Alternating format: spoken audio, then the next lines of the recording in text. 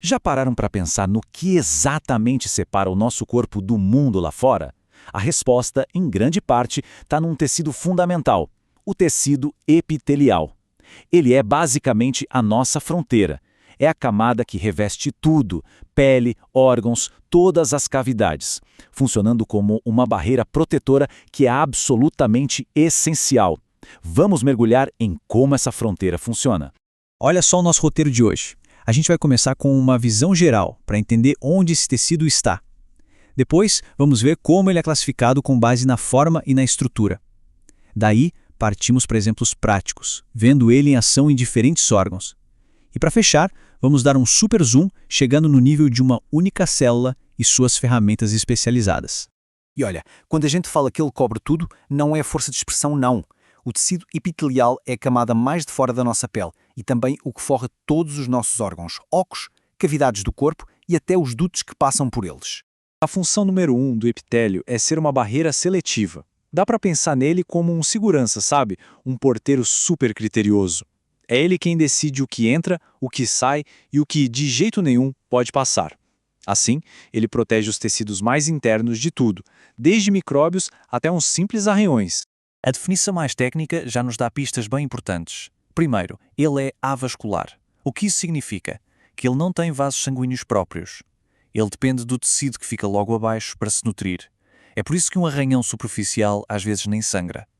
Segundo, as células são justapostas, ou seja, super coladinhas umas nas outras. E, um ponto crucial, todo o epitélio se apoia numa base, tipo uma fundação, chamada membrana basal. Mas seria um erro pensar que o epitélio serve só para proteger. Ele faz muito, mas muito mais.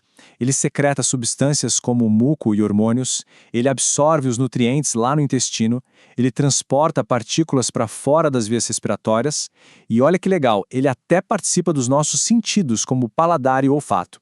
É um verdadeiro canivete suíço do nosso corpo. Bom, se ele faz tanta coisa diferente, é de se esperar que ele não seja todo igual, certo? E não é mesmo. Para organizar essa variedade toda, os biólogos usam um sistema bem lógico que olha para duas coisas bem simples: o número de camadas de células e o formato das células que ficam na superfície. Primeiro, as camadas. Se tem uma camada só, a gente chama de simples. É fininho, perfeito para lugares onde as coisas precisam passar rápido, como na troca de gases dos pulmões. Agora, se tem duas ou mais camadas, aí é estratificado. Pensa nisso como um muro de tijolos, construído para aguentar o tranco, como a nossa pele. Em segundo lugar, o formato. A gente olha para a camada mais de cima. Se as células são achatadinhas que nem lajotas, são pavimentosas. Se parecem um dedinho, são cúbicas. E se forem altas e finas, tipo uma coluna, são colunares. Bem intuitivo, não é? E a mágica acontece quando a gente junta as duas coisas. A lógica fica muito clara. Nos vasos sanguíneos, por exemplo, o epitélio é simples pavimentoso, uma camadinha fina e achatada, para que as trocas aconteçam rapidinho. Já na pele, o que a gente encontra? Estratificado pavimentoso, várias camadas para proteção máxima. A estrutura segue a função perfeitamente. Claro que a biologia adora umas exceções. Temos o epitélio pseudoestratificado, que é o mestre do disfarce. Parece que tem várias camadas, mas é pegadinha, na verdade é uma só. E tem o de transição, que é fantástico. Ele consegue esticar. É por isso que a gente o encontra na bexiga, que precisa expandir e contrair o tempo todo.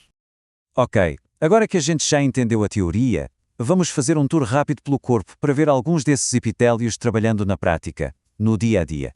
Nossa primeira parada, os pulmões. Lá no fundinho, nos alvéolos. A missão é uma só. O oxigênio precisa passar do ar para o sangue. E rápido. Para isso, a barreira tem que ser a menor possível. E é exatamente isso que vemos. Epitélio simples pavimentoso. Uma única camada de células achatadas. Se fosse mais grosso que isso, a respiração seria muito ineficiente. Agora, vamos para o intestino. Aqui o trabalho é outro. Absorver nutrientes. A gente precisa de células que sejam verdadeiras fábricas de processamento. E é isso que as células colunares são. Altas, com muito espaço interno para o maquinário celular que faz a absorção e a secreção. Por último, a nossa linha de frente, a pele.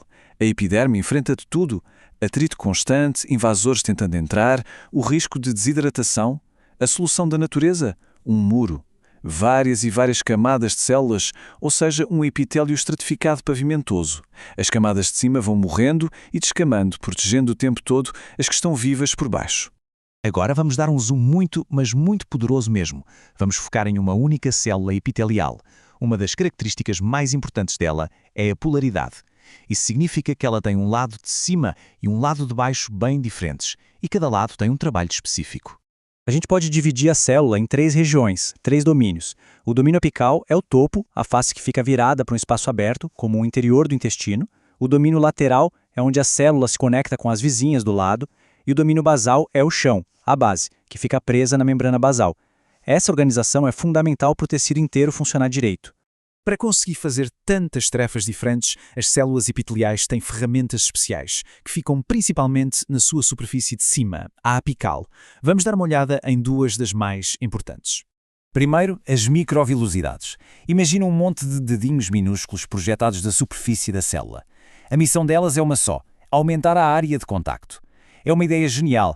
No intestino, uma célula sozinha pode ter milhares, criando uma área de absorção gigantesca para garantir que o máximo de nutrientes seja capturado. Já os cílios são outra história. Eles se movem, são mais longos e agem como pequenos remos. Na nossa traqueia, eles batem todos juntos, em sincronia, para varrer o muco e qualquer poeira para fora das vias aéreas. É um sistema de limpeza automático simplesmente incrível. Mas de que adiantaria ter todas essas células especializadas se elas ficassem soltas umas das outras? A barreira não funcionaria. Então, como elas ficam tão firmemente unidas? A resposta está em estruturas chamadas junções celulares. Pensa nessas junções como um super kit de ferramentas de construção. As junções de oclusão funcionam como um selante para vedar o espaço entre as células. As junções de adesão são como rebites, prendendo os esqueletos internos das células para dar força ao tecido. E as junções comunicantes criam canais diretos, como se fossem interfones, para uma célula poder conversar com a outra. E por que tudo isso importa tanto, para além da biologia? A relevância clínica é enorme. Como as células epiteliais estão sempre se dividindo para se renovar e ficam ali, na linha de frente, expostas a todo tipo de dano, elas acabam sendo a origem da maioria dos cânceres, os chamados carcinomas. Entender este tecido é, portanto, fundamental para entender a doença. E isso nos deixa com uma reflexão final. O tecido epitelial é a fronteira que nos define, que mantém a ordem e nos protege. A integridade dele é, muitas vezes, a linha tênue entre a saúde e a doença. Então fica a pergunta: o que acontece quando essas barreiras, essas fronteiras celulares, começam a falhar?